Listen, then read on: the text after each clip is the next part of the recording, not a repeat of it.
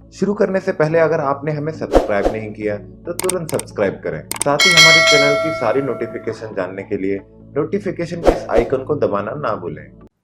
नमस्कार, कर्मा आयुर्वेदा के YouTube channel kidney treatment without dialysis में आपका स्वागत है। आप हमारे चैनल पर किडनी की बीमारी और उसके आयुर्वेदिक उपचार से जुड़ी सभी तरह की जानकारी आसानी से पा सकते हैं। आपके सभी सवालों का जवाब लेकर हम फिर आए हैं नए एपिसोड के साथ, जहां हम किडनी से जुड़े आपके सभी सवालों का जवाब देने की कोशिश करेंगे। पिछले हफ्ते के हमारे गुरुवार और शनिवार दोनों एपिसोड्स को प्यार देने के लिए बहुत बहुत शुक्रिया। पिछले कुछ हफ्तों में आप लोगों ने हमारी वीडियोस को बहुत प्यार दिया। वीडियोस पर व्यूज़ के साथ साथ हमें आपके लाइक्स और कमेंट्स भी मिल रहे हैं। हमेशा की तरह पिछले हफ्ते भी हमें आप लोगों के बहुत से सवाल मिले। उनमें से कुछ सवाल बहुत ही ज़रूरी और इंटरेस्टिंग भी थे। आज इस वीडियो में हम उन्हीं सवालों में से कुछ सवालों के जवाब देंगे। साथ ही मैं आपको बता दूं, अगर आप चाहें तो अपना नंबर हमें कमेंट बॉक्स में लिखकर बता सकते हैं। हमारे एक्सपर्ट्स खुद आपसे जुड़ने का प्रयास करेंगे। देश भर में अनलॉक की प्रक्रिया चल रही है। हालांकि कोरोना वायरस अभी भी तेजी से फैल रहा है। ऐसे में कर्मा आयुर्वेदा आपसे अनुरोध करता है कि आप अपने स्वास्थ्य का विशेष ध्यान रखें, घर से बाहर कम से कम निकलें। किडनी रोगियों को इस गंभीर माहौल में और भी सतर्क रहने की जरूरत है, क्योंकि स्वास्थ्य विभागों का मानना है कि जो लोग पहले से ही किसी बीमारी से ग्रस्त हैं, जैसे डायबिटीज़ या किडनी की बीमारी, उन्हें इस वायरस का खतरा और भी ज़्यादा है। इस भीषण वायरस को हराना है तो कुछ सावधानियों का बरतना आवश्यक है। तो चलिए, इससे पहले हम सवाल जवाब शुरू करें। आप हमारे चैनल को सब्सक्राइब करें और हमारे चैनल से जुड़ी सभी अपडेट पाने के लिए स्क्रीन पर मौजूद बेल आइकन को जरूर दबाएं। तो आज का पहला सवाल किया है काजल शर्मा जी ने। इनका सवाल है, किडनी रोगी इस बीमारी में अपनी इम्यूनिटी बढ़ाने के लिए क्या खाएं? पहले तो सवाल पूछने का बहुत धन्यवाद काजल जी। आप इम्यूनिटी को बढ़ाने के लिए रोजाना एक ग्लोए की टेबलेट ले सकते हैं। इसके अलावा आप सेब, क्रैनबेरीज जैसे फलों का सेवन करें, क्योंकि इनमें मौजूद एंटीऑक्सीडेंट्स आपके शरीर को अंदर से साफ रखने में और आपकी इम्यूनिटी यानी प्रतिरोधक क्षमता बढ़ाने में मदद करते हैं। तो चलिए चलते हैं दूसरे सवाल की ओर, जो सवाल किया है विशाल जी ने। इनका सवाल है, क्या किडनी रोगी जामुन खा सकते हैं? हाँ, किडनी रोगी जामुन खा सकते हैं विशाल जी। जामुन में मौजूद डायूरेटिक आपकी किडनीज को साफ रखने में मदद करते हैं। इससे आपको फायदा होगा, लेकिन अधिक मात्रा में इसका सेवन ना करें। चलिए बढ़ते हैं तीसरे सवाल की ओर, और सवाल है, क्या किडनी रोगी ग्लूकोन डी पी सकते हैं? ये सवाल हमसे पूछा है दीपांशु चुग जी ने। दीपांशु जी, नहीं, ग्लूकोन डी आपके लिए फायदेमंद नहीं रहेगा। इससे आपका ग्लूकोज लेवल बढ़ सकता है, जिसकी वजह से आपके स्वास्थ्य में कई परेशानियां भी हो सकती हैं। किडनी की बीमारी में आपको फ्लूइड इंटेक को भी सीमित रखने की सलाह दी जाती है। और अब आज का आखिरी और बहुत ही जरूरी सवाल, क्या किडनी रोगियों की किडनी पहले जैसी रिकवर हो सकती है? ये सवाल हमसे किया है चंद्रकांत जी ने। ये सवाल करने के लिए धन्यवाद चंद्रकांत जी, क्योंकि किडनी रोगियों के लिए सबसे अहम सवाल है, क्योंकि उपचार से उम्मीद होती है स्वस्थ जीवन की। आपको बता दें, भले ही कई एलोपैथिक डॉक्टर्स ऐसा ना मानते हों, पर यह मुमकिन है। आयुर्वेदिक उपचार से आप एक स्वस्थ जीवन जी सकते हैं और अपनी खराब हो चुकी किडनी को पहले की तरह ठीक भी कर सकते हैं। यदि आप हमारे एक्सपर्ट से कोई भी राय लेना चाहते हैं तो सीधा हमारे हेल्पलाइन नंबर पर संपर्क कर सकते हैं। हमारे हेल्पलाइन नंबर्स आपकी स्क्रीन पर मौजूद हैं।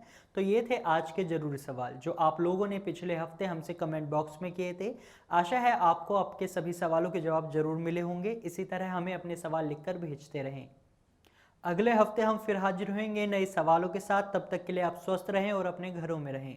आयुर्वेदिक जीवन शैली अपनाएं, योग करें और एक अच्छा पौष्टिक आहार लें। अगर आप या आपका कोई भी परिजन किडनी की बीमारी से पीड़ित है तो कर्मा आयुर्वेदा में संपर्क करें और पाएं किडनी से जुड़ी हर समस्या का हल। कर्मा आयुर्वेदा आज विश्व का जाना माना आयुर्वेदिक किडनी केंद्र है, जहां सिर्फ भारत से ही नहीं बल्कि कई अन्य देशों से किडनी रोगियों ने आकर अपने नए जीवन की पुनः शुरुआत की है, क्योंकि डॉक्टर पुनीत धवन के आयुर्वेदिक ज्ञान ने किडनी से जुड़ी उनकी हर परेशानी को जड़ से समाप्त किया है। तो आज ही कर्मा आयुर्वेदा में संपर्क करें और आयुर्वेदिक उपचार से जुड़ें। किसी भी जानकारी के लिए आप दिए गए नंबर्स पर कॉल कर सकते हैं और हमारे एक्सपर्ट्स की राय ले सकते हैं।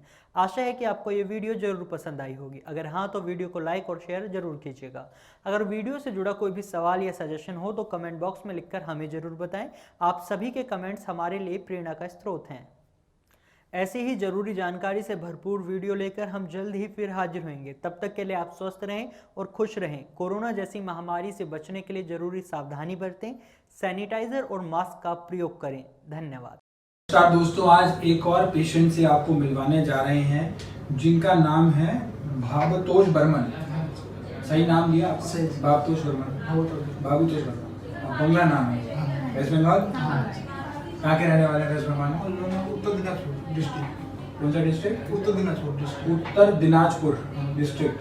ओके, तो जब आए थे बाबूतोष तो उस समय क्या क्या दिक्कत आई थी?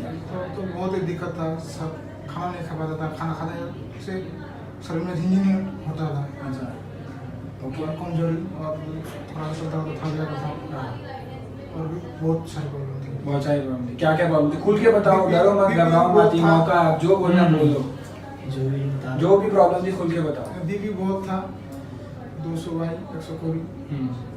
और भी और क्या क्या दिक्कत आ रही थी इनको आप बताएं, क्या क्या समस्याओं से जूझ रहे थे उस समय? क्योंकि जब आए थे मुझे याद है काफी गंभीर स्थिति में थे। हम तो यहीं रहते हैं, तो हम इनके पास नहीं रहते। नहीं रहते, ये वहाँ पे थे। ये तो आप भी बता सकते हैं कि पहले उस समय बीपी आपका बढ़ा होता, फिजिकल लेवल पे सांस लेने में दिक्कत दिक्कत आती था, थी, थोड़ा सा चल रहा था, थक जाता था। थक जाता था, वीकनेस ज्यादा आ रही थी। हार्ट में বাংলাভাষী बोलेगा, बांग्ला भाषा से বাংলা ভাষা बोलो। বাংলা ভাষায় हाँ। যখন আমি এখানে আসি আর কি, এর আগে বহুত ही অনেক আর কি প্রবলেম ছিল আমার। हाँ हाँ बोलो। ক্রিয়েটিনিন বাড়া ছিল, ব্লাড উরিয়া বাড়া ছিল, আর অনেক কিছু একটু চলতাম তো হাঁপাই যেতাম। वहाँ में हो उस समय? हाँ। वहाँ में होता ना उस टाइम? वोमिटिंग नहीं होता था, वो उल्टी जैसा लगता था बहुत ही।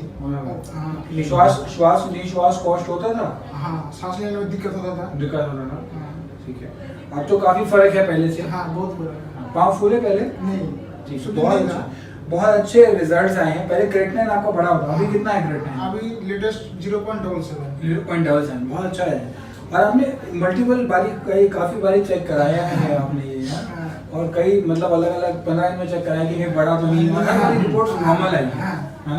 हाँ, हर एक रिपोर्ट नॉर्मल आई। नॉर्मल है। वो पहले 1.8 था ना, हाँ। उसके बाद अब यहाँ मेडिसिन लेके गया, मेडिसिन 3 दिन खाया, उसके बाद ही टेस्ट करने के लिए गया कि बाहर तो नहीं है, थोड़ा सा अच्छा, टेस्ट करने के बाद 1.03 आ गया। 1.3 दिन के अंदर नॉर्मल हुआ है, हाँ। 3 दिन